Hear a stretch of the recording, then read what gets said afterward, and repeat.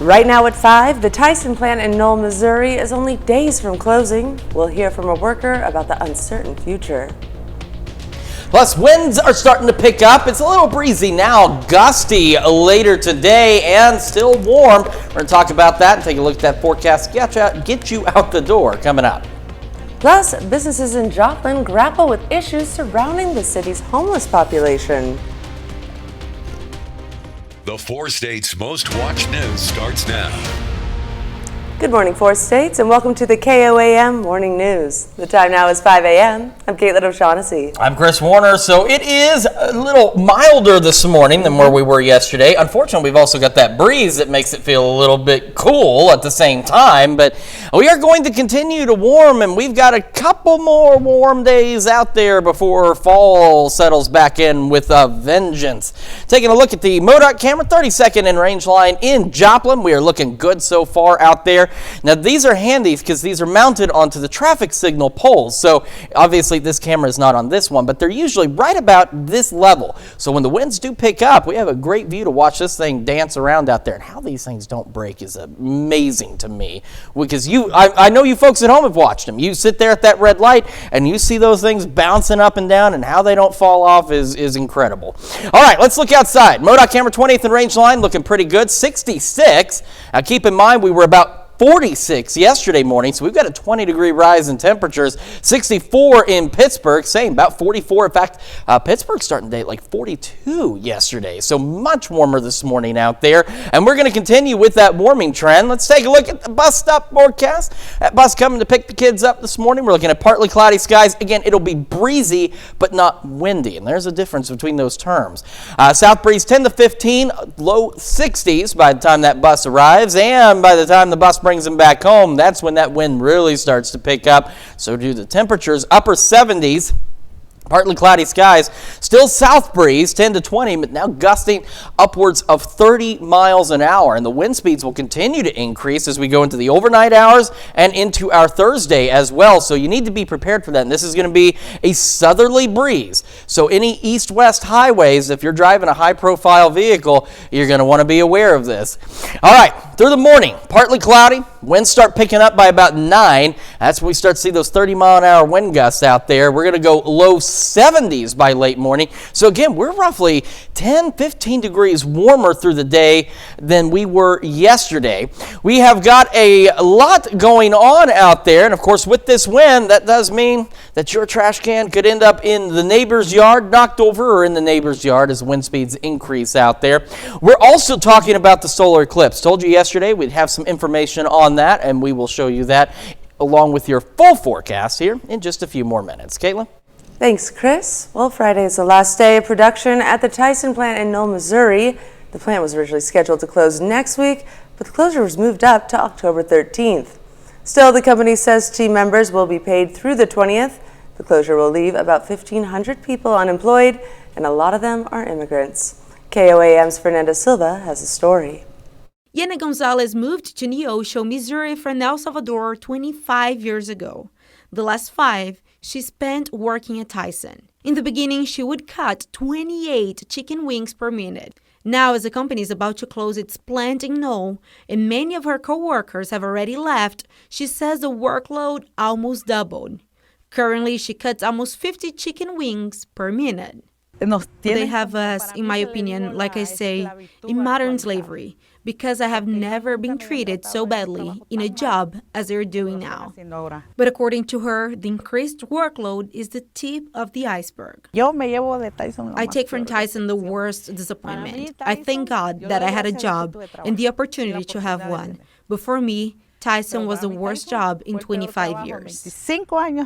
According to her, some managers show no mercy toward employees, ignoring the long bathroom lines and requesting unreasonable short breaks. Gonzalez says the situation is even worse for workers who, unlike her, are undocumented. Sometimes when a Hispanic person doesn't have papers, they do what they're told. They allow themselves to be yelled at. We also reached out to Tyson, who emailed us answers to our questions. Tyson says they are committed to providing a safe and healthy workplace for all their team members. According to the company's spokesperson, Tyson values its immigrants and refugee team members and provide high-paying jobs and access to legal services. Tyson also said they verified the employment eligibility of those they hire. Regarding the concern about an increased workload, Tyson says they run their processes in control and based on the number of team members available to work each shift. Gonzalez says she will continue working into the very last day, but she's hoping for a better future and opportunity ahead. I honestly am enduring a lot because I need to work and start anew. And that's where Gonzalez's focus is now, her new beginnings. In Neosho, Fernanda Silva, KOAM News. Later in the show, we will bring you the second part of the interview with Yonetska Dallas, where she shares her plans and concerns about the future. We'll also hear what Tyson is doing to support their employees going forward. Businesses in Joplin are feeling the impact of the homeless population in the community. Businesses near 32nd Street are dealing with harassment, drug paraphernalia, and break-ins. Recently, Joplin Greenhouse and Coffee Shop was vandalized. Police have arrested a homeless woman in that case. Although the owner took the situation in stride, he believes city officials should be proactive. The city of Joplin, the leaders in Joplin need to partner with these people like the Water Gardens, Vita Nova Village. There's a lot of places out there that have resources. When the KOAM morning show switches over to Fox 14, we'll hear more from the businesses. The Labette County, Kansas Sheriff's Office and Parsons Police Department are sharing a joint update on the preview of the death of a police dog. It concerns the unexplained death of the dog Kareem in August. While the Sheriff's Office continues its investigation, the Parsons Police Department has placed the canine handler on administrative leave and opened a personnel investigation to determine if any policy or work rules had been violated.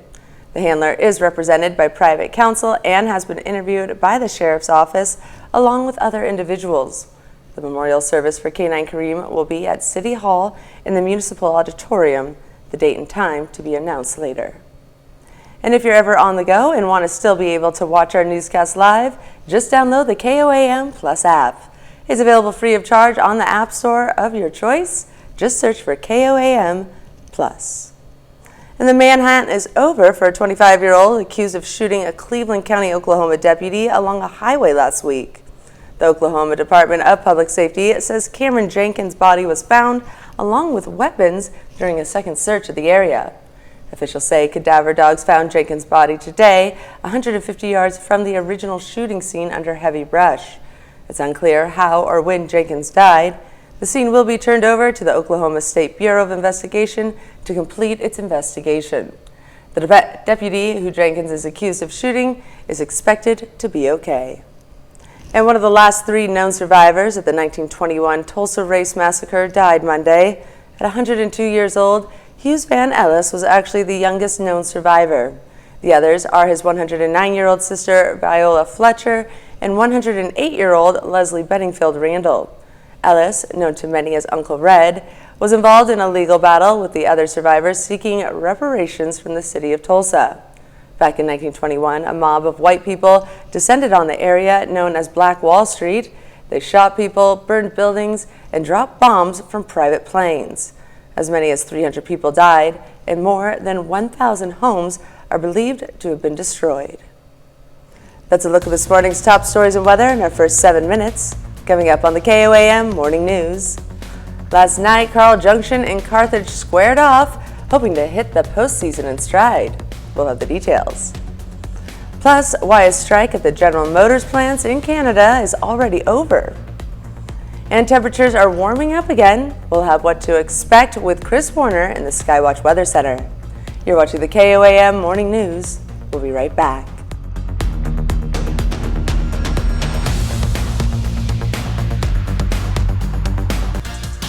Well, college basketball season is exactly a month away, and here in the 4 states. Yesterday was the MIAA Media Day, and our sports reporter Brock Baldridge has more on the season outlook for the Lions and the Gorillas this coming season. Well, can you believe it? The college basketball season's just around the corner. We're here in Kansas City at the College Basketball Experience, where we got to speak with Pittsburgh State and Missouri Southern head coaches from both men's and women's teams about the outlook on their season. I felt like we've had a good preseason here, and it's early. We got a long ways to go, but I think we fixed some things as far as our things we needed in recruiting, as far as some size, bringing in some big kids, and recruiting another point guard.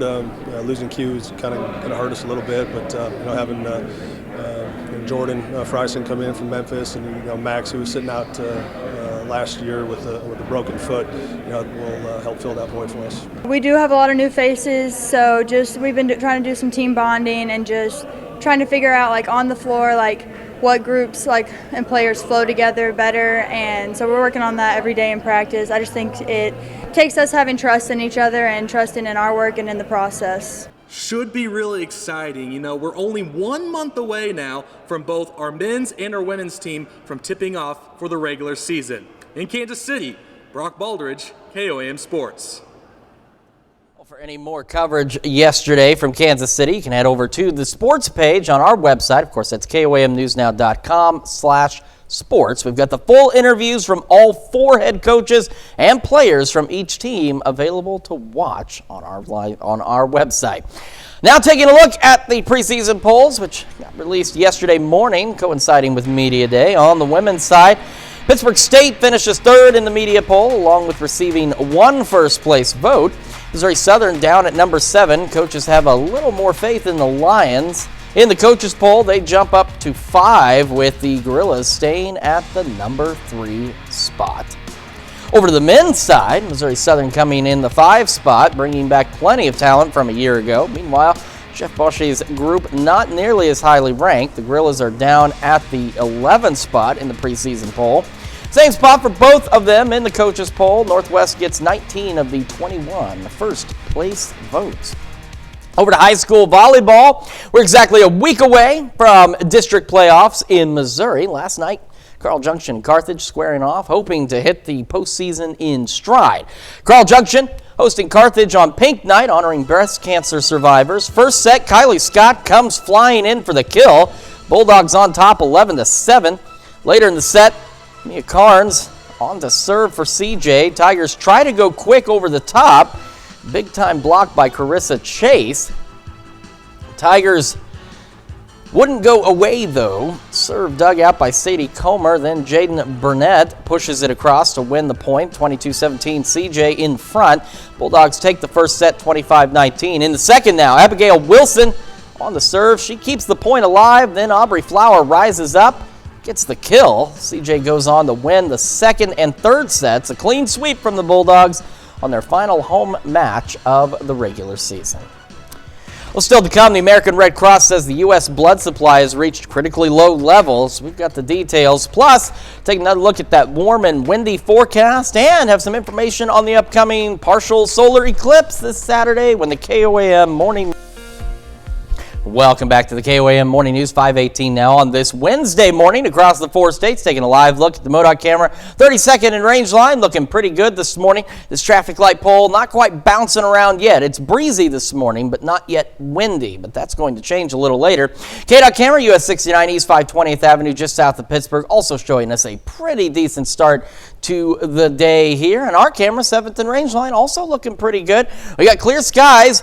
Much warmer than yesterday, 66 degrees. That's about 20 degrees warmer than where we were. South breeze at 13, and by where we were, I mean 24 hours ago, not 5 minutes ago.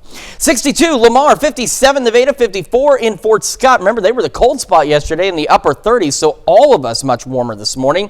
66 in Parsons, Neodesha Yates Center, 65, Chatopa, Miami, and 64 in Neosho. We get our morning started. The winds will really start to pick up, and they're going to be gusting out of the south upwards of 30 miles an hour as we go through the day, and will be partly cloudy to mostly clear, low 70s by late morning. And as we head into the afternoon, again, warmer than where we should be, upper 70s, maybe even some low 80s out there. The breezy conditions holding on though through the day with, again, mostly clear to partly cloudy skies. We'll be mostly clear as we head through the evening hours and still breezy. In fact, wind gusts picking up 35 miles an hour as we go overnight.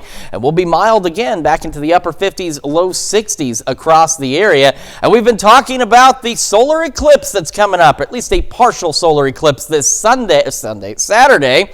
And we are obviously right here. So that puts us in between about, say, 60-70% of the sun being eclipsed across the area. And the nice thing is we are looking at great weather for that. It's going to be a bit cool, but we're looking at clear skies. So the partial eclipse is going to begin about 10:25. Again, we're looking at about 63% maximum here, and we're going to hit that peak at about 11:51 on Saturday morning, and then it will come to a close by about 1:24 in the afternoon. So we don't want to have to say it, but just as a nice reminder, don't look at the sun without protective glasses. Don't just go out there, because again, this is also just a partial eclipse. It's not a full eclipse, so you're definitely going to want to have eye protection if you go out to take a look at that. Let's look down the road. We're windy again Thursday. We're breezy again Friday. Wind gusts Thursday again upwards of 35 miles an hour, right around 80. We begin to cool back. Thunderstorms come in late Thursday into early Friday. Again, there's that possibility of a strong storm or two, mainly in southeast Kansas. It's a low risk, but it's there for maybe some small hail and gusty winds. We'll continue to fall with our temperatures hitting an early high of 69 Friday, and then we'll hang out in the low 60s as we head into the next work week. Beautiful weekend, but on the chilly side. Sunny skies, a few clouds Monday and Tuesday, otherwise looking pretty good. That's a quick check of your forecast. We're back with Health Watch right after this. Health Watch this morning, Prince Harry and Meghan Markle make an appearance in New York City to make World Mental Health Day. The Duke and Duchess of Sussex hosted a parents' summit in partnership with their Archwell Foundation. The pair discussed how the internet and social media can be damaging to the mental health of young people, especially children and teens. Harry and Meghan have long been mental health advocates. In the past, both shared their experiences with anxiety, depression, and suicidal thoughts. The American Red Cross says the U.S. blood supply has reached critically low levels. It's now asking high schools and colleges to spring back to blood drives to help combat the shortage. The Red Cross says that donations have dropped nearly 25% since August. Months of weather crises have caused many blood drives to be canceled, and a busy travel season has also strained the supply. But adding to the problem, the Red Cross says that fewer blood drives are being hosted at high schools and colleges. Before COVID, about 25% of donations came from school blood drives. After the pandemic, it dropped to 10% before ticking back up again, but it still hasn't reached pre-pandemic levels. Experts say they hope to see a turnaround this school year. Most people can start donating blood when they're 17. In some states, it's 16 with parental permission, and the need for a blood supply is constant across U.S. hospitals. 2019 alone, more than 4 million people received transfusions.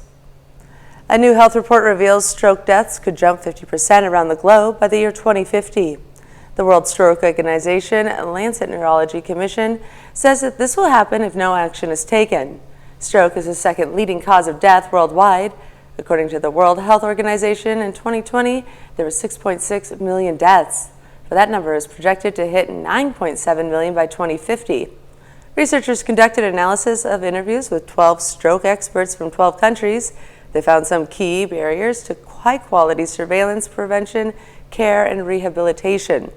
According to the report, 91% of the projected deaths will happen in low and middle-income countries. Experts say the best way to prevent stroke and hypertension is to keep a healthy diet and weight. Also, avoid alcohol, tobacco, and exercise regularly. A kindergarten teacher in Texas has resigned after getting caught slipping melatonin gummies to students in a special education class. A mother of a 5-year-old boy is speaking out. She said this is distressing because he's nonverbal, so he can't communicate if something's happening at school. Brooke Taylor reports. This mom says she's afraid to send her 5-year-old son to school after the principal called saying his teacher was secretly slipping him and other students melatonin. They found it was melatonin gummies. I don't know the strength. They did find the bottle in the classroom from what I understand. We just noticed at least on 3 occasions when he came home, He was completely lethargic. He was stumbling to get off the bus. Her son Wilder is nonverbal and is in a special education class at Pine Forest Elementary. She says his teacher has called her before. She had called me a few times asking, what do you do at home? What do you suggest at home to get him to calm down? He's very active, and we sometimes have a hard time getting him to focus back on the task at hand. And did she ever mention to you giving him melatonin? No, the only thing that, now that I think about it, is she had asked, like, besides favorite snacks, does he like gummies? Does he take gummy vitamins? It is possible for children to overdose on melatonin. According to a CDC study from 2012 to 2021, Poison Control received more than 260,000 reports of children ingesting melatonin. 4,000 kids were hospitalized during that period, 5 children placed on ventilators, and 2 of those children died. Your brain naturally produces this, but I don't know what dosage it was. Humble ISD sent us a statement saying in part the district took immediate action to launch an investigation. Our investigation found that the teacher did give out melatonin, acting on her own and without obtaining parent permission. A spokesperson also says the district is appalled and the teacher's actions were unacceptable. The teacher, who we aren't naming since she hasn't been charged, was allowed to resign and no longer works for the district. But this mother worries she might just apply to a different district. It's a breach of trust. We don't want this happening to somebody else. It was melatonin this time, but what if it was something else? When asked why the teacher was not fired, a district spokesperson said that accepting a resignation is more efficient.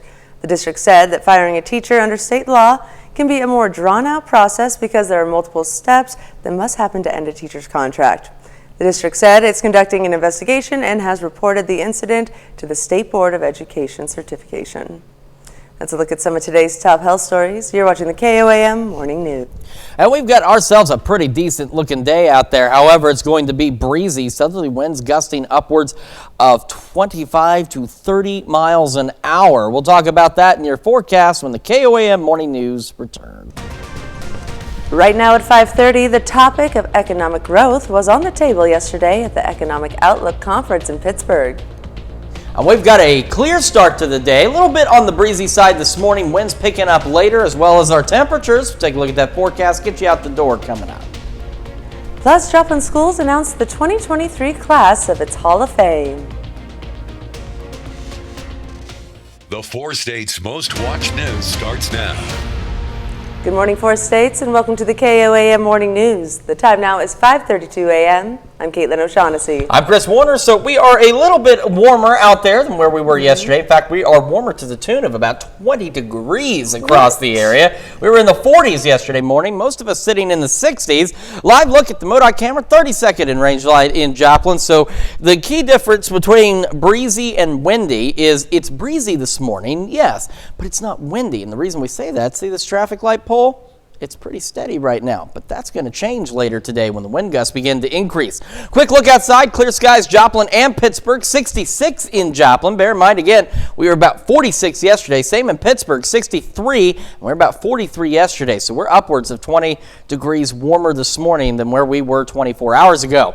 Kids getting on the bus, again, breezy, south wind 10 to 15 miles an hour, partly cloudy skies, low 60s. And when that bus brings them home this afternoon, south breeze 10 to 20, gusting upwards of 30.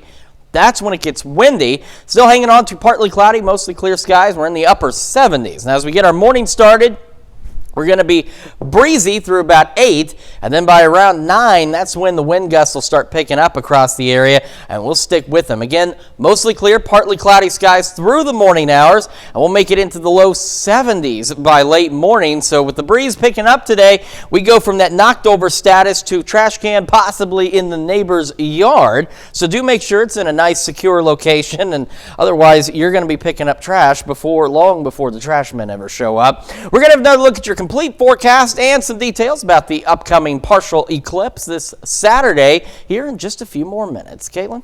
Thanks, Chris. Well, Kansas joins most of the rest of our nation in observing Juneteenth as a state holiday.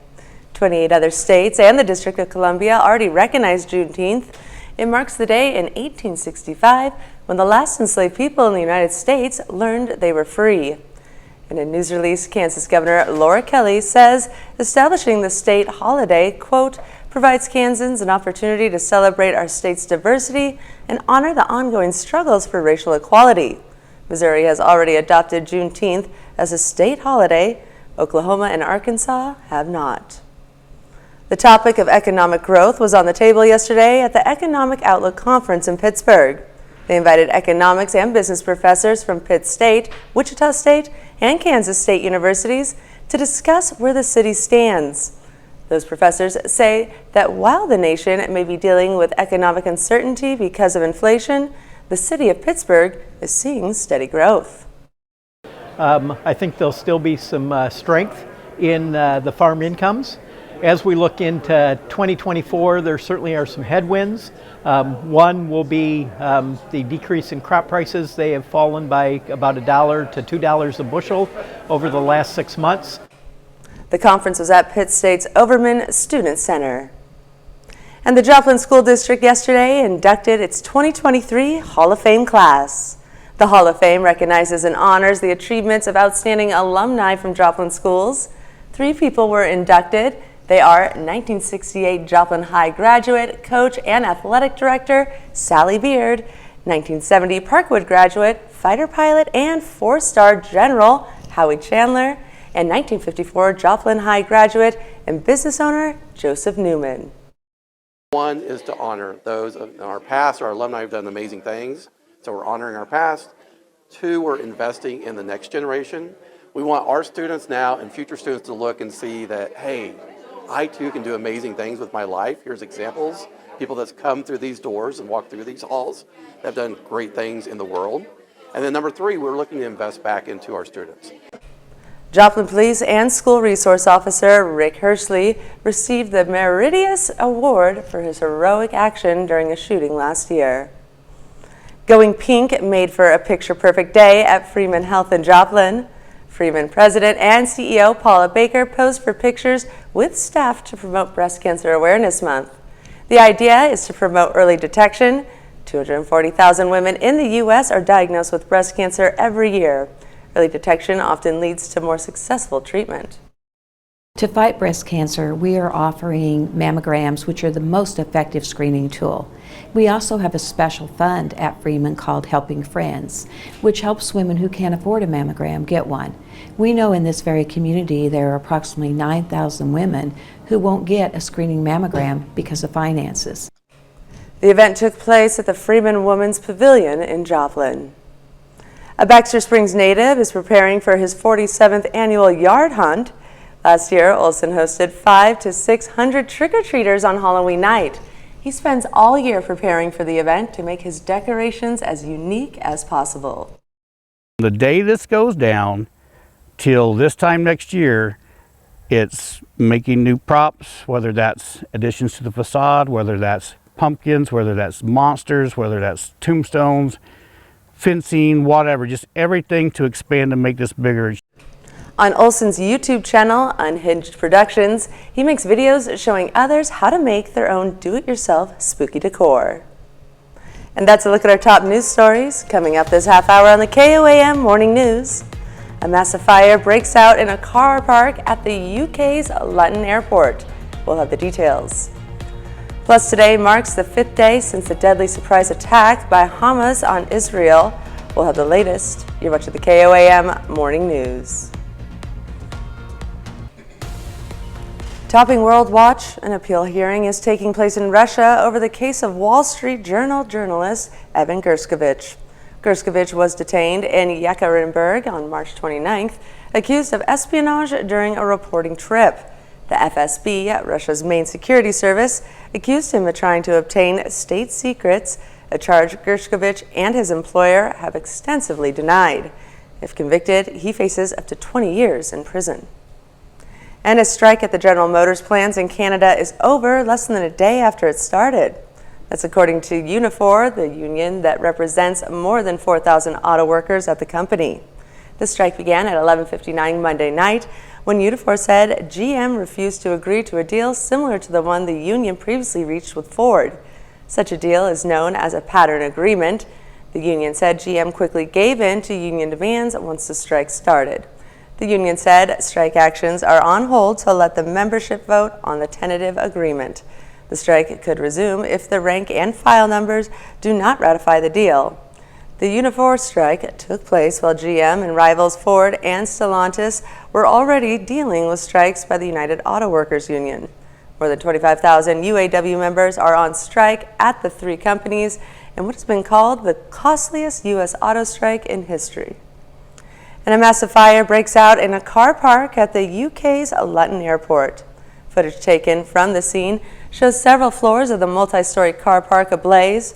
Local media reports say that the fire was at Terminal 2 of the airport, and some say that the huge fire was started from a car fire. All the flights out of the airport have been suspended until 12 p.m. today. No casualties or injuries have been reported. And today marks the 5th day since the deadly surprise attack by Hamas on Israel, which prompted Israeli Prime Minister Benjamin Netanyahu to declare war. More than 2,000 people have died since the fighting began, and thousands more have been injured. The White House confirms that at least 14 of those killed were Americans. CBS News correspondent Naomi Rutcham has the latest on the conflict from New York. Israel conducted hundreds of airstrikes on suspected Hamas targets late last night into this morning. Attempts by Hamas to launch rockets into Israel were mostly intercepted by Iron Dome defense systems. Military officials say dozens of Israeli battalions have been stationed near Gaza in preparation for a possible ground assault.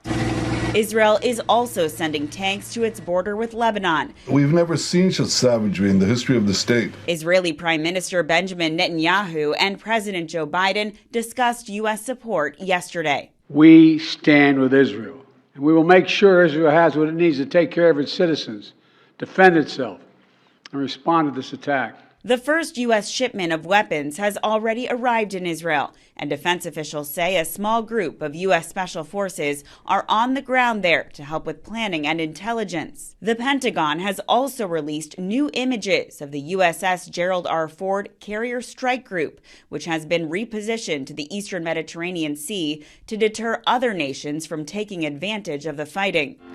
Pro-Israel demonstrations again took to the streets in multiple U.S. cities yesterday. Meanwhile, in Gaza, residents search for survivors of the latest Israeli air attacks. It is time for all of this to come to an end for the sake of everyone. The United Nations says 200,000 people in Gaza have been displaced since the conflict began. Naomi Rutcham, CBS News.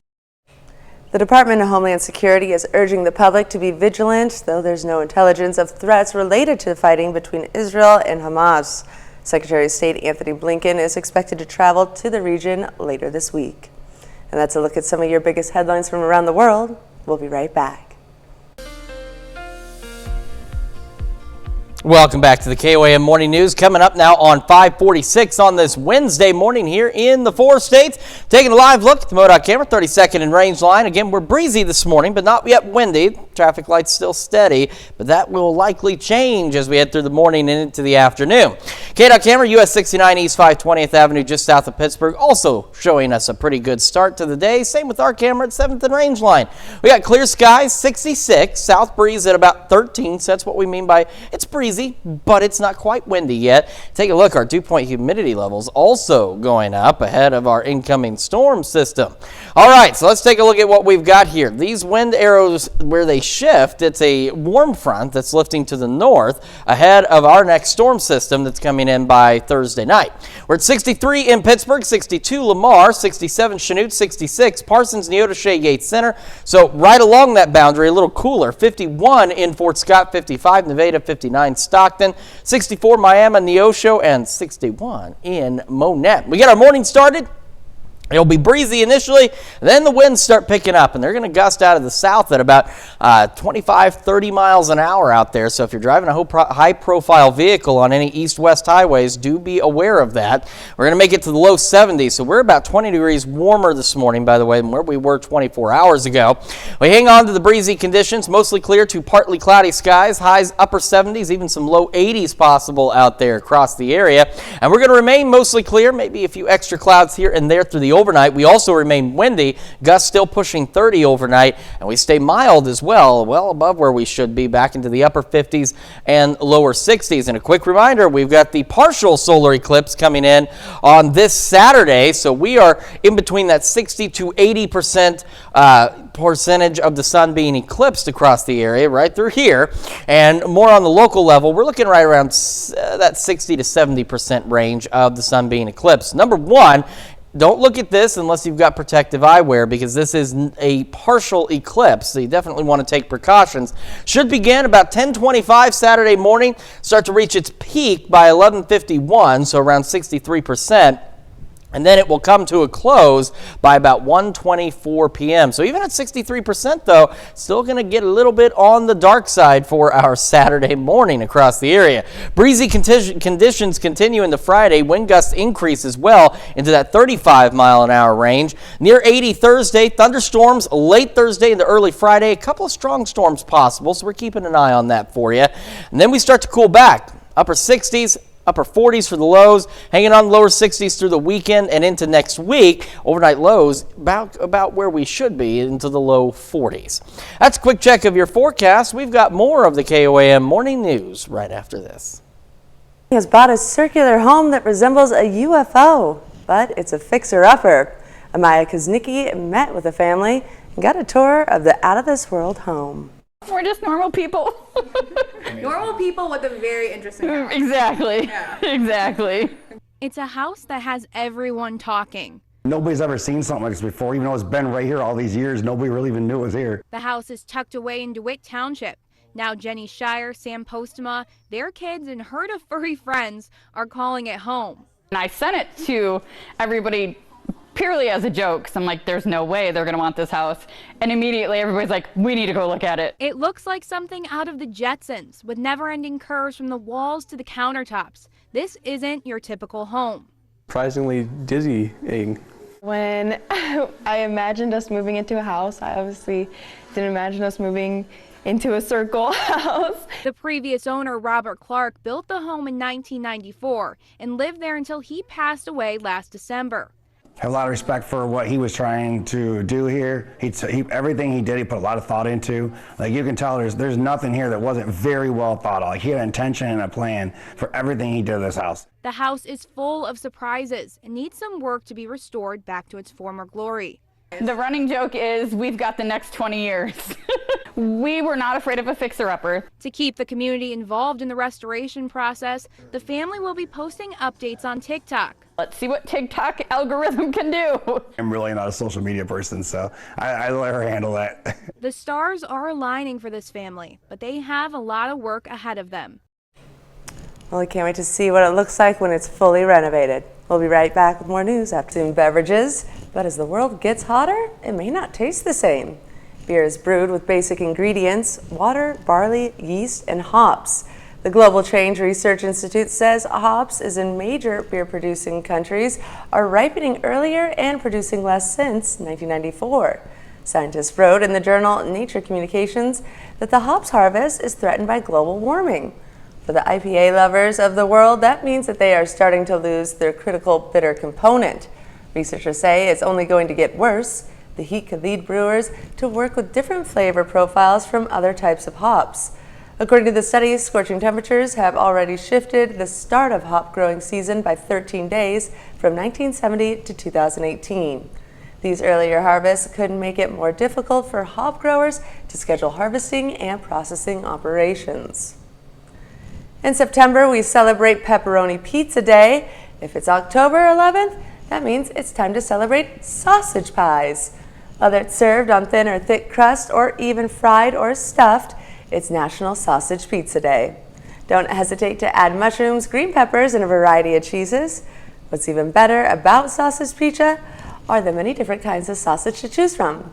While Italian sausage is the classic, smoky sausages like chorizo or even kielbasa can make for a great pie. Celebrate by posting your favorite sausage pizza variety on social media using the hashtag SausagePizzaDay. We've got ourselves a warm and breezy day. Temperatures are going to get into the low 70s by late morning. Winds start picking up as well through the morning, gusting upwards of 30 miles an hour out of the south under mostly clear to partly cloudy skies. Holding on to that trend into the afternoon, still breezy, warmer today, well above average. Temperatures upper 70s, even some low 80s out there. As we head into the evening hours, we'll go mostly clear, partly cloudy once again, and mild, falling back into the upper 50s, low 60s, and our winds still breezy out there, gusting upwards of about 30 miles an hour. Wind speeds will pick up for us on Thursday and Friday, gusting as high as 30 to 35, near 80 again Thursday. System comes through, brings us some thunderstorms late Thursday and early Friday.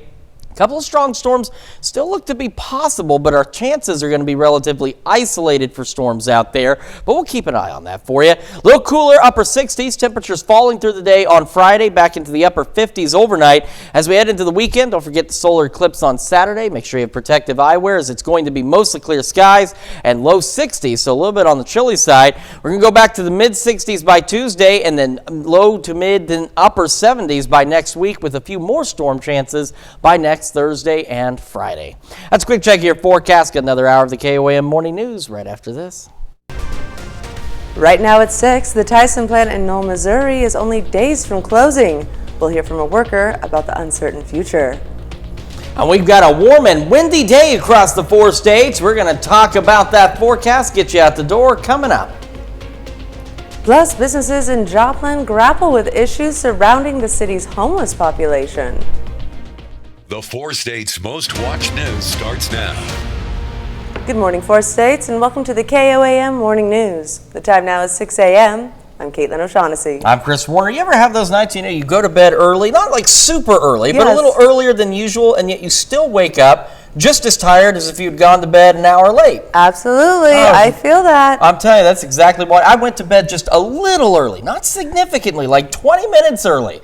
Didn't help. Didn't help at all. I don't know what to do about that anymore, but it's just something. I think it's about waking up at 2:30 in the morning. That'll do it to you, Chris. That, I think, certainly will. Well, today is going to be a great day to open the windows, honestly. If you want to air out the house a bit, just don't put anything lightweight by your windows, because it's going to get windy later today. Now, we're breezy this morning. We got a southerly breeze at about 13. But this traffic light pole, this kind of like, the hanging rock that people talk about. You'll see it on Facebook. If the rock is wet, it's raining, and if it's blowing around, it's windy, etc., etc. This traffic pole is our hanging rock. When the winds pick up, we're going to start to see this thing swaying around out there. In fact, because this one's facing west, we'll actually probably see it bounce up and down. And how they don't break is a mystery to me. But we are looking good so far this morning. Clear skies, 65 in Joplin, 64 in Pittsburgh. So we're upwards of about 20 degrees warmer than where we were 24 hours ago out there.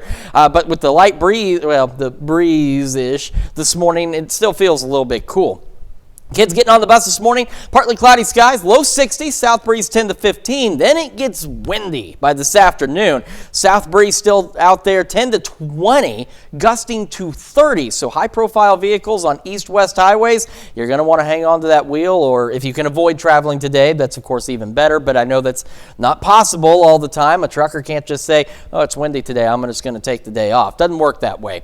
So just be careful out there. Upper 70s by this afternoon. Getting our morning started initially, we're just breezy, then the winds will start picking up through the morning hours. We're going to be mostly clear to partly cloudy, getting into the low 70s by late morning. So yesterday was a trash can knocked over kind of day. Today, you do not want to leave your trash can unsecured. Make sure it is weighted down or placed up against the house, the shed, the garage, whatever, unless you just really enjoy picking up trash from your neighbor's yard. And maybe that's your thing, and if that's the case, leave your trash can out. You can go do that today because it's going to be breezy. We've also got the solar eclipse coming up this Saturday. We're going to talk about all of that in your complete forecast and our rain chances here in a few more minutes. Caitlin? Thanks, Chris. Well, Friday is the last day of production at Tyson in Knoll, Missouri. The plant was originally scheduled to close next week, but the closure was moved up to October 13th. Still, the company says team members will be paid through the 20th. The closure will leave about 1,500 people unemployed. An employee we spoke with says since many co-workers have already left, the workload in the last weeks in the plant almost doubled. Yaneth Gonzalez, who is originally from El Salvador, says employees have been overworked. Our reporter Fernanda Silva provided the translation. hay menos gente trabajando y lo que Fewer han people hecho are working, and what they have done is increase the workload. The night shift is almost being shut down because there are also too many people. So they have us, in my opinion, like I say, in modern slavery, because I have never been treated so badly in a job as they're doing now. Yaneth Gonzalez also said that the challenges are even bigger for undocumented immigrants and for those who don't have English as their first language. We also reached out to Tyson, who emailed us answers to our questions. Tyson says that they are committed to providing a safe and healthy workplace for all team members. According to a company spokesperson, Tyson values its immigrant and refugee team members and provides high-paying jobs and access to legal services. Tyson also said that they verify the employment eligibility of those that they hire. Regarding the concern about an increased workload, Tyson said that they run their operations based on the number of team members available to work each shift. Businesses in Joplin are feeling the impact of the homeless population in the community. Businesses near 32nd Street are dealing with harassment, drug paraphernalia, and break-ins. Recently, Joplin Greenhouse and Coffee Shop was vandalized. Police have arrested a homeless woman in that case. Although the owner took the situation in stride, he believes city officials should be proactive. The city of Joplin, the leaders in Joplin need to partner with these people like the Water Gardens, Vita Nova Village. There's a lot of places out there that have resources. When the KOAM morning show switches over to Fox 14, we'll hear more from the businesses. The Labette County, Kansas Sheriff's Office and Parsons Police Department are sharing a joint update on the review of the death of a police dog. It considers that the unexplained death of the dog Kareem in August. While the Sheriff's Office continues its investigation, the Parsons Police Department has placed the canine handler on administrative leave and opened a personnel investigation to determine if any policy or work rules had been violated. The handler is represented by private counsel and has been interviewed by the Sheriff's Office along with other individuals. The memorial service for Canine Kareem will be at City Hall in the Municipal Auditorium, the date and time to be announced later. Residents in Miami, Oklahoma were in attendance at a discussion about human trafficking. KOAM's Anthony Saviello has a story. Martha Jordan is an award-winning novelist and Miami, Oklahoma native. Martha is also an advocate for human trafficking awareness. It's very encouraging. And then the back and forth among the people in the audience, giving suggestions of what they can do to help. So I'm very excited about the reception from the crowd. The event that was put on by the Republican and Democratic parties of Ottawa County allowed Martha to speak and then have an open discussion with residents about their concerns both nationwide and locally. And I think the more meetings like this that we have here in Miami and the people in the surrounding area, I hope that, that maybe they're able to come to where they can take that into the communities like Joplin, Pittsburgh, Fairland, those areas where the word will get out where a person can go to help. Many of the stories Martha has heard and experienced have inspired a fiction novel she is writing about human trafficking. So naive myself, and then getting out there and hearing stories like that just impacted my life so much. I think that I carry that with me, how I was impacted, and if you're impacted, it's easy for that to flow over into other people, and they know that you bring truth. Martha went on to say that it's important to realize this issue is happening in the United States, and it's not getting the attention it deserves. Reporting in Ottawa County, Anthony Saviello, KOAM News. Representatives from the Republican and Democratic parties of Miami said they will do another discussion with Martha and hope to invite local law enforcement to give input. That's a look at this morning's top stories and weather in our first 7 minutes. Coming up on the KOAM Morning News. Wine, Oklahoma School Board approved a contract for the nation's first ever religious charter school. Plus, a former Marine accused of killing a black homeless street artist on a subway is asking a judge to dismiss the case. And Chris Warner returns with another look at your Wednesday forecast. You're watching the KOAM Morning News. We'll be right back. Topping Nation Watch this morning, an Oklahoma school board approved a contract for the nation's first ever religious charter school. Aaron Christie reports. Chairman Dr. Robert Franklin, a no vote, making the only comments. I am very concerned about, the oath that I took, just like everybody else, to uphold the State Charter School Act and the state's constitution. The board heard two public commenters. Sean Cummings, a Catholic school graduate, opposed to the plan. If Catholic churches were sure that their plan was the right plan, they wouldn't have brought in a ringer. A ringer referencing Brian Bobeck, who was appointed just before the meeting that cleared the first hurdle for St. Isidore. Bobeck suddenly replaced Barry Beecham, who likely would have caused a tie. Today, St. Isidore was scheduled to be discussed behind closed doors. Public commenter Sherry Brown, representing OKPLAC, said that's against the law. Nothing in the Open Meeting Act language allows this board to go into executive session to discuss the application or the negotiation or creation of a charter school contract. Taking her comments into consideration, they stayed in open session. Brown's organization is one of 10 plaintiffs in a lawsuit trying to stop the school. I spoke to Alex Luchenitzer after the decision. He's an attorney representing them. It appears that the board is continuing down its unlawful and unconstitutional path of approving and sponsoring and funding the nation's first religious charter school, a school that plans to indoctrinate its students in particular religious beliefs. An Olympic gold medalist, Mary Lou Retton, is fighting a rare form of pneumonia and is currently hospitalized. Her daughter reported on social media the retired gymnast is battling for her life. She asked for prayers and donations to help with her mother's medical bills. Retton is currently in intensive care at a Texas hospital, and her daughter says her mother cannot breathe on her own.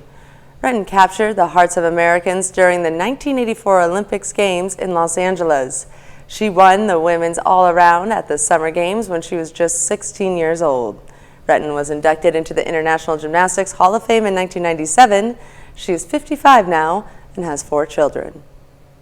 In New York City, defense attorneys for a former Marine accused of killing a black homeless street artist in a subway is asking a judge to dismiss the case. In May, Daniel Penny held 30-year-old Jordan Neely in a chokehold after Neely started shouting at passengers on the subway. Neely died soon after. A medical examiner has ruled his death a homicide. In a motion filed Friday, Penny's attorneys cited witnesses who were on the subway. One unnamed witness described the incident as absolutely traumatizing. In June, a grand jury indicted Penny on charges of manslaughter and criminally negligent homicide, even after hearing that testimony. Penny told police that Neely was acting irate, prompting him to use the chokehold to subdue him. The Manhattan District Attorney's Office said it will be filing a response soon. Daniel Penny's next court date is set for early December. Federal prosecutors are accusing Congressman George Santos of stealing the identities of donors and running up thousands of dollars in the fraudulent charges on their credit cards. The New York Republican pleaded not guilty to 13 federal charges in May. A fresh round of charges in a superseding indictment on Tuesday effectively replaces the earlier case against Santos. Now there are 10 new charges. They all include allegations that he embezzled cash from his company and conspired with his former campaign treasurer to falsify donation totals to hit fundraising targets set by national Republicans. It brings the total number of counts against him to 23. The superseding indictment is wider in scope and provides new and damaging details about Santos' alleged efforts to personally profit through his campaign. Pressed by a reporter Tuesday on whether he would resign, Santos said he will not. The new charges come days after Nancy Marks, his treasurer during the 2022 campaign, pleaded guilty to a count of conspiracy to defraud the U.S. by committing one or more federal offenses. A government shutdown is looming. Israel is at war, and Congress is largely unable to help. House Republicans say that they hope to change that today. Amy Cleve previews the planned vote for House Speaker.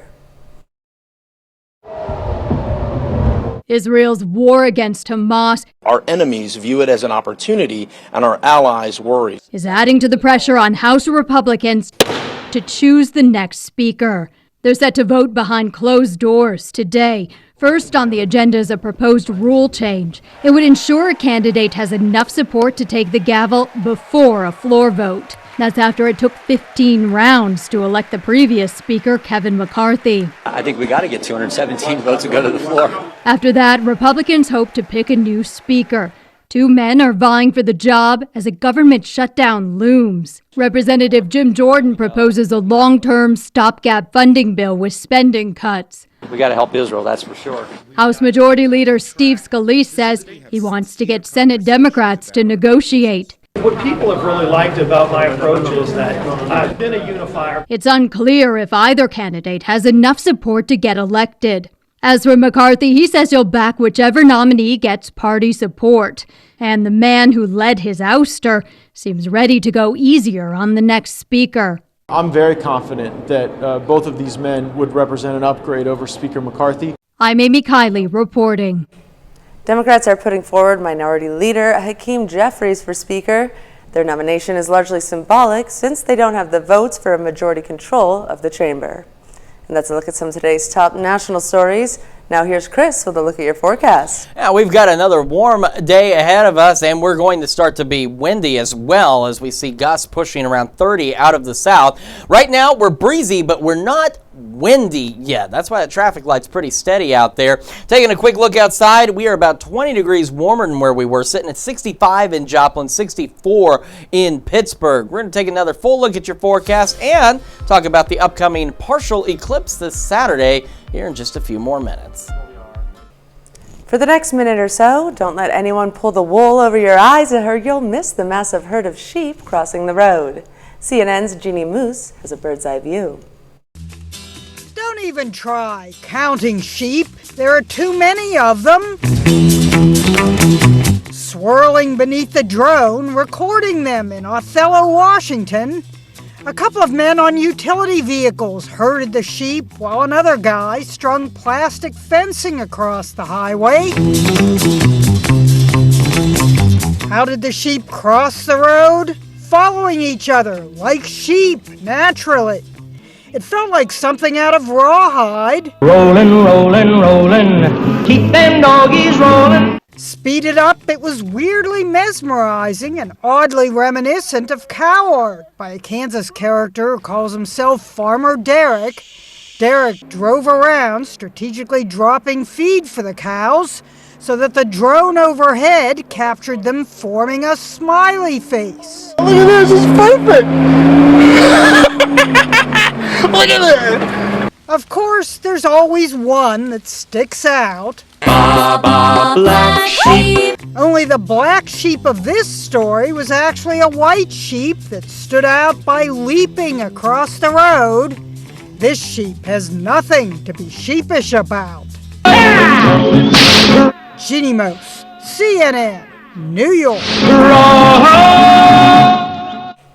I like the jumping one. Well, stick around because now we have Chris with a quick look at your forecast. Yeah, we've got ourselves a pretty decent day out there, but it is going to be on the windy side. We're talking trash can in the neighbor's yard kind of wind. We'll have another look at your forecast when we come back.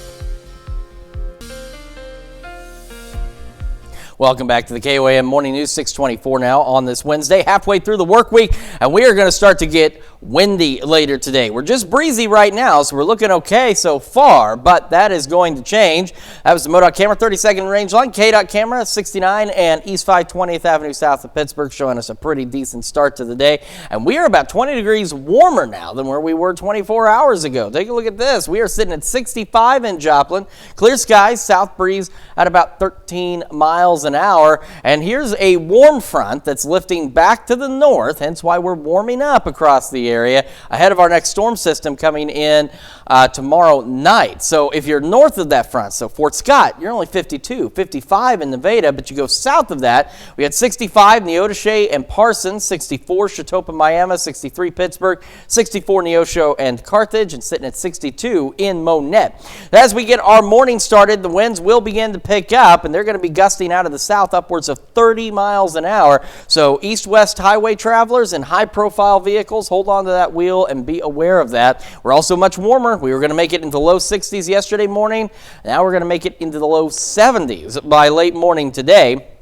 We are looking at mostly clear to partly cloudy skies, breezy through the day or windy through the day, upper 70s, low 80s out there, so considerably warmer. And we'll hold on to those gusty winds as we go through the evening and overnight hours with mostly clear, partly cloudy skies, dropping back into the upper 50s and low 60s across the area. And we want to remind you real quick, we have the partial solar eclipse, at least for us, coming Saturday morning, late morning. So we're in that 60 to 80% zone right here through the 4 states, and really on the local level we're closer to 65%. So the partial eclipse will begin at 10:25 Saturday morning and reach its maximum peak by about 11:51 at 63%.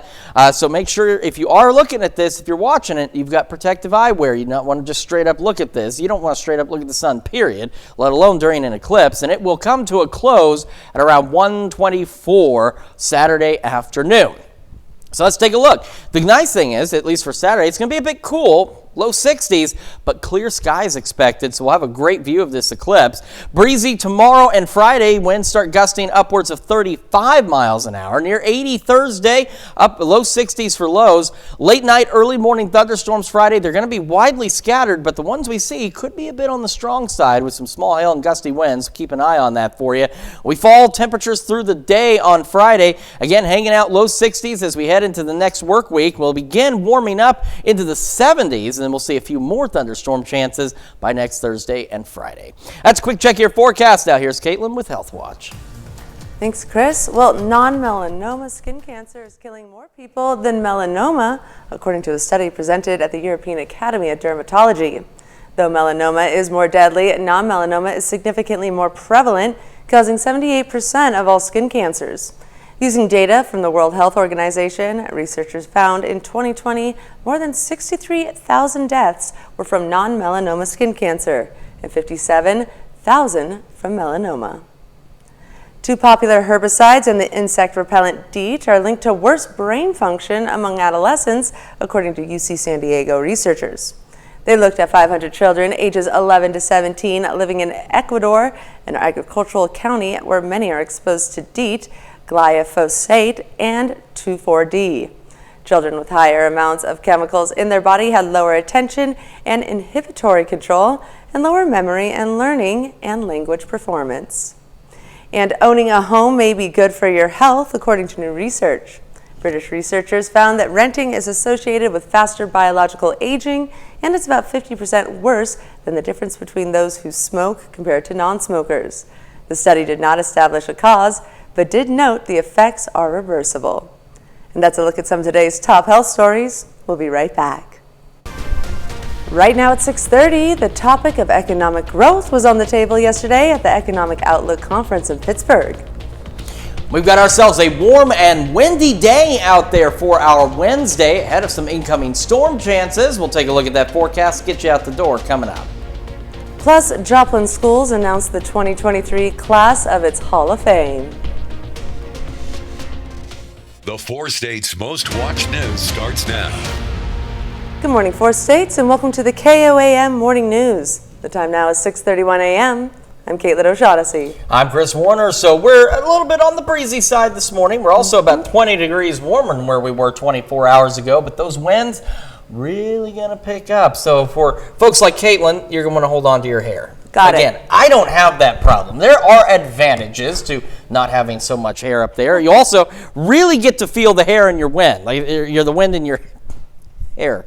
You know what I'm talking about, because you just feel it blowing right across. Unfortunately, also in the summertime, it also exposes you to a lot of sunshine up there, and you could blind the person behind you. So you got to be careful one way or the other. All right, MoDOT camera 32nd in range line, looking good so far. This is our hanging rock. We talked about this earlier, the old rock thing that you see on Facebook occasionally circulating around, where if the rock is wet, it's raining. If it's blowing around, it's windy. This is our rock. If this thing gets wet, it's raining. If it's moving up and down, it's breezy. So that's what we have to go off of. All right, let's take a quick look outside. Joplin, clear skies, 65. Clear skies in Pittsburgh as well, 63. So again, upwards of 20 degrees warmer than where we were yesterday. Kids getting on the bus this morning, we're going to be looking at about 61 degrees. South breeze at 10 to 15, so breezy. And then it gets windy later today. South breeze 10 to 20, gusting to 30. Will be partly to cloudy to mostly clear out there. Upper 70s by this afternoon. And of course, for any high-profile vehicles, if you're traveling on east-west highways across the area, you're definitely going to want to hold on to that steering wheel with these gusty winds. We're going to have, again, partly cloudy to mostly clear skies, and breeze starts to pick up by 9 and starts really gusting as we head later into the morning. We're also much warmer as we go into the low 70s, so today is a trash can in your neighbor's yard kind of day. So unless you really thoroughly enjoy picking up trash scattered around your neighborhood, which you might, nothing wrong with a little neighborhood improvement. Unless you want that to be your own trash that you're picking back up, you're going to want to make sure that trash can's up against a building, the garage, shed, the house, or at least secured somehow. That way it does not blow away. That is a quick check of your forecast. Don't forget we have the partial solar eclipse this Saturday, and we've also got rain chances still in our forecast. We'll look at all of that in the complete forecast here in a few more minutes. Caitlin? Thanks, Chris. Kansas joins most of the rest of our country in observing Juneteenth as a state holiday. 28 other states and the District of Columbia already recognize Juneteenth. It marks a day in 1865 when the last enslaved people in the United States learned they were free. In a news release, Kansas Governor Laura Kelly says establishing this state holiday, quote, provides Kansans an opportunity to celebrate our state's diversity and honor the ongoing struggles for racial equality, end quote. Missouri has already adopted Juneteenth as a state holiday. Oklahoma and Arkansas have not. The city of Pittsburgh yesterday looked to the future, hosting an Economic Outlook conference. They invited economics and business professors from Pitt State, Wichita State, and Kansas State universities to discuss where the city stands. Those professors say that while the nation may be dealing with economic uncertainty because of inflation, the city of Pittsburgh is seeing steady growth. So it might surprise people, but last year they surprised when I came around saying I thought we were an expanding economy, because we've gotten to this idea that this region and the state has been kind of really slow and stagnant, but I've been in a growth mode in our forecasts, and we've actually seen that growth over this last year, and we're expecting that this next year. The conference was at Pitt State's Overman Student Center. The Joplin School District inducted its 2023 Hall of Fame class. The Hall of Fame recognizes and honors the achievements of outstanding alumni from Joplin schools. 3 people were inducted yesterday. They are 1968 Joplin High graduate, coach, and athletic director Sally Beard, 1970 Parkwood graduate, fighter pilot, and 4-star general Howie Chandler, and 1954 Joplin High graduate and business owner Joseph Newman. One is to honor those in our past. Our alumni have done amazing things, so we're honoring our past. 2, we're investing in the next generation. We want our students now and future students to look and see that, hey, I too can do amazing things with my life. Here's examples. People that's come through these doors and walked through these halls that have done great things in the world. And then number 3, we're looking to invest back into our students. Joplin Police and School Resource Officer Rick Hershey received the Meritorious Award for his heroic action during a shooting last year. Going Pink made for a picture-perfect day at Freeman Health in Joplin. Freeman President and CEO Paula Baker posed for pictures with staff to promote Breast Cancer Awareness Month. The idea is to promote early detection. 240,000 women in the U.S. are diagnosed with breast cancer every year. Early detection often leads to more successful treatment. To fight breast cancer, we are offering mammograms, which are the most effective screening tool. We also have a special fund at Freeman called Helping Friends, which helps women who can't afford a mammogram get one. We know in this very community there are approximately 9,000 women who won't get a screening mammogram because of finances. The event took place at the Freeman Women's Pavilion in Joplin. A Baxter Springs native is preparing for his 47th annual yard hunt. Last year, Olson hosted 500 to 600 trick-or-treaters on Halloween night.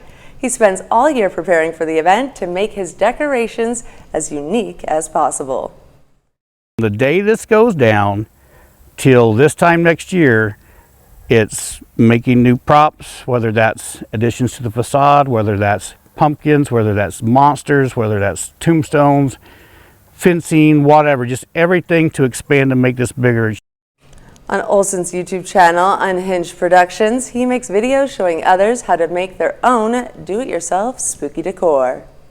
That's a look at our top news stories. Coming up this half hour on the KOAM Morning News, why Utah is suing TikTok and claiming the app is harming children. And we've got clear skies out there to start our Wednesday. Temperatures will continue to climb above average. We will take a look at that forecast when we come back.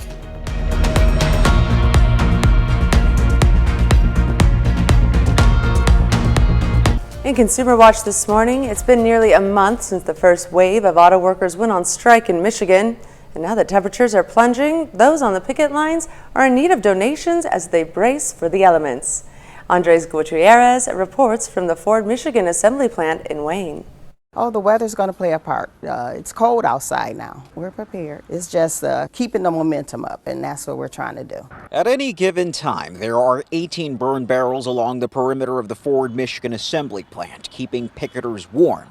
Keeping them going 24 hours a day is a job in itself. Non-stop work just to clean the barrels, keep the areas clean, keep the areas loaded up with wood. It's never ending. I don't know that we can necessarily say we're prepared. We just keep going. The firewood is coming from other locals, other unions, and from all over the community. It's a hot commodity with fall setting in. However, that's not all. We knew to prepare, but a lot of people didn't prepare. So we're trying to give as much resources as we can. Members of Local 900, among the first to go on strike, have received their first check from the union strike fund. But there is only so much $500 a week can cover. And so besides the food boxes donated by United Way, items in this makeshift pantry help them get by until the next check. We're constantly replenishing. So what you see on the table can disappear by the end of the day or the middle of the day. So what are they in most need of? Diapers, wipes, pull-ups, all sizes, toiletries, paper towel, toilet tissue, body wash. They're accepting donations at all hours of the day at their hall on Michigan Avenue across the street from the assembly plant. Anything you have, don't think that you have to donate in abundance. Don't think that you have to come in here with loads of stuff or cases of diapers. If you bring in one package of diapers, that's helping. And it's the ongoing support keeping spirits strong. The main concern now is when we're going to go back, but we know that we want a good contract. So we're out here for the fight. We're going to fight till it's over. Although bargaining teams are actively talking, those close to the discussion say they are nowhere near reaching a tentative agreement. And X, the platform formerly known as Twitter, saying it is removing accounts affiliated with the Palestinian terror group Hamas. Critics have slammed the social media company for not doing enough to combat misinformation about the conflict in Israel. One research group says it found a network of 67 accounts conducting a false information campaign about the conflict. X says it is also monitoring its platform for anti-Semitic speech. Utah is suing TikTok, claiming that the Chinese-owned social media app is harming children by manipulating them into spending an unhealthy amount of time on the platform. Utah is seeking fines and an injunction to stop TikTok from violating state laws against deceptive business practices. A TikTok spokesperson told Reuters it has safeguards in place for young users. Several other states, including Indiana and Arkansas, have also filed lawsuits against TikTok. And the Powerball jackpot keeps climbing, but tonight might change that. Tonight's drawing is for an estimated $1.7 billion, the second largest Powerball prize in U.S. history. The estimated cash payout is $756 million.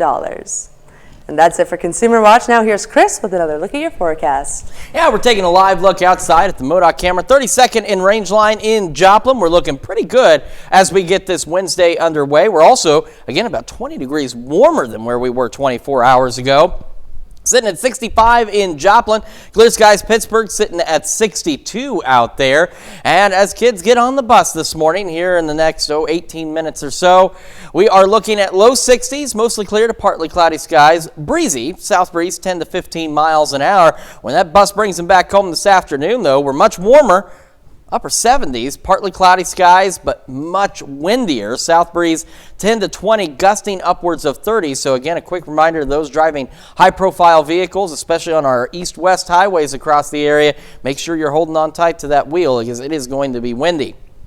We are breezy initially, and then the winds will really start to pick up as we head through the morning hours. Will again be mostly clear to partly cloudy. Temperatures will really start to pick up as well as we go in the low 70s by late morning. So do make sure your trash can is secured so it doesn't end up somewhere you don't want it. We've got another full look at your forecast here in just a few minutes, and it's just about time to celebrate birthdays and anniversaries. Those are coming up right after the break, but first, let's check in, excuse me, with these fine folks in New York and see what they've got coming up on CBS Mornings.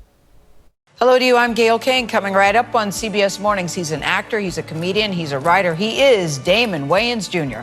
Going to join us to talk about taking on a new role. He's now host and executive producer of the new CBS game show. It's called Raid the Cage. How does that work? Damon will explain. That's coming right up on CBS Mornings. Time for some Wednesday birthdays here in the 4 states, and we are going to begin with Hunter Cobb, who is celebrating birthday number 5 in Girard on Monday. Happy birthday, Hunter. Also a Monday birthday that we're giving a shout out to today is Riker Johnson, who turned 7 over in Columbus, Kansas. And in St. Paul, Italy Brown celebrating birthday number 12. Happy birthday, Italy. And happy 18th birthday to Brock O'Brien over in Pittsburgh. And Bob Davis in Jasper celebrating birthday number 68. Happy birthday, Bob. And happy 73rd birthday to Evelyn Crawford over in Pittsburgh. And Kenna Hutto celebrating another year wiser, number 84 in Crestline. Happy birthday, Kenna. And happy birthday to Dale Roberts in Pittsburgh. And Clyde and Tabitha Pickle celebrating their 13th anniversary down in Knoll. Happy anniversary to you, Clyde and Tabitha. And a happy sweet 16 to Kelsey Thurston over in Richards, Missouri. Her birthday was on Monday. All right, great birthday list there. Of course, we want to continue to celebrate them. Caitlin, where do they need to send them? Send them on over to birthdays@KOAMnewsnow.com. Be sure to include pictures and any notes or messages that you want us to read out loud to your loved ones. Absolutely. We love doing that for you, and of course, we absolutely love seeing those pictures as well. Let's take a quick look outside. MoDOT camera, 32nd in range line in Joplin. We are looking good so far. We got a nice warm start to the tune of about 20 degrees warmer than where we have been the last few days, and we've got clear skies out there as well. Same from the KDOT camera in Pittsburgh, or just south of Pittsburgh on 69 at East 520th Avenue, and our camera showing this pretty picture of this device here because it doesn't actually want to show us what's happening outside. It's a little scared that it's been a little too calm for too long, so it decided to turn off for a moment, but that's all right. We're sitting at 65 in Joplin, so again, to the tune of 20 degrees warmer than where we were 24 hours ago, and we do have a south breeze at about 13 miles an hour. Taking a look at temperatures around the area, we've got this warm front lifting off to the north, so just immediately north of it, a little cooler. 53 Fort Scott, 55 Nevada, 59 Stockton, and you start heading south of that, we've got 63 8 Center, 65 Neodesha, Chanute, Parsons, 63 Pittsburgh, 64 Miami, Neosho, Carthage, and 62 in Monette. We get our morning started. We have mostly clear to partly cloudy skies, and then the winds will start picking up. We're talking gusts out of the south upwards of 30 miles an hour. So if you're traveling on any east-west highways out there, make sure that if you're especially in a high-profile vehicle, you're holding on to that wheel, as it's going to get breezy and warm too. Low 70s by late morning. Heading into the afternoon, it remains windy out there with those mostly clear to partly cloudy skies, and we'll go upper 70s, maybe even some low 80s for our afternoon highs. The wind will be relentless the next few days. It'll continue through the evening and overnight hours. Again, mostly clear, partly cloudy, mild as well, back into the upper 50s and low 60s. And of course, we want to take a quick moment to remind you about the solar eclipse on Saturday, at least the partial eclipse. We're in between that 60 to 80% range here in the 4 states, and we drill it down. About 10:25, the partial eclipse begins. By 11:51, it's going to reach its maximum peak at 63%, and then by 1:24, that should be wrapping up out there. And of course, if you're going to watch it, make sure you have some protective eyewear. Well, coming up when the KOAM Morning News switches over to Fox 14, we're going to tell you why some local Washington residents are being warned about a grumpy elk. Here's a check of today's top headlines, the news you need to know before you head out the door. Friday is the last day of production at Tyson in Knoll, Missouri. The plant was originally scheduled to close next week, but the closure was moved up to October 13th. Still, the company says team members will be paid through the 20th. The closure will leave about 1,500 people unemployed. An employee we spoke with says that since many coworkers have already left, the workload in the last weeks in the plant almost doubled. Yaneth Gonzalez, who is originally from El Salvador, says employees have been overworked. And businesses in Joplin are feeling the impact of the homeless population in the community. Businesses near 32nd Street are dealing with harassment, drug paraphernalia, and break-ins. Recently, Joplin Greenhouse and Coffee Shop was vandalized. Police have arrested a homeless woman in that case. Although the owner took the situation in stride, he believes city officials should be proactive. The owner of Joplin Greenhouse wants to remind everyone that not all who struggle with homelessness are criminals. The Labette County, Kansas Sheriff's Office and Parsons Police Department are sharing a joint update on the review of the death of a police dog. It concerns the unexplained death of the dog Kareem in August. While the Sheriff's Office continues its investigation, the Parsons Police Department has placed the canine handler on administrative leave and opened a personnel investigation to determine if any policy or work rules had been violated. The handler is represented by private counsel and has been interviewed by the Sheriff's Office along with other individuals. The memorial service for the canine Kareem will be held at the City Hall in the Municipal Auditorium. The date and time to be announced later. And that's a check of your top headlines, the news you need to know before you head out the door. And we've got ourselves a warm and windy day. Highs upper 70s, low 80s out there. Winds gusting out of the south at about 30 miles an hour. So make sure you are aware of that if you're driving a high-profile vehicle. Mostly clear, partly cloudy skies through the day. Breezy conditions continuing into the evening and overnight. Still gusting to 30. We'll go upper 50s, low 60s. And as we look ahead, the wind continues Thursday into Friday. Gusts picking up to 35 miles an hour. Near 80 Thursday. We'll have some morning thunderstorms on our Friday, and some of those, even though they're going to be scattered, could be on the strong side. So we'll keep an eye on that for you. Then for the rest of the week, into the week or the rest of the weekend, we're looking low 60s, sunny skies Saturday and Sunday, and of course, don't forget about solar eclipse on Saturday. All right, well, coming up today at noon, we're making pumpkin spice pokey cake in the Mr. Food Test Kitchen. And your morning news continues on KOAM with CBS Mornings. A new Netflix docuseries looks at the rise and near fall of e-cigarette company Juul. Coming up on CBS Mornings, hear from the series director and the author of the book that inspired the series. Or you can switch on over with us on Fox 14, where your only local morning news continues. This morning, newspapers around the country have been failing for some time, but one in Wisconsin is still going strong. We have what you need to know. Plus, Holly Miner from the K-State Extension Office joining us in the studio to talk about the Master Food Volunteer Program. So you make sure you join us at 7 a.m. for all of that and so much more. That's going to wrap it up for us here. We will be back here tomorrow morning at 5 a.m. And we'll see you right back here today at noon.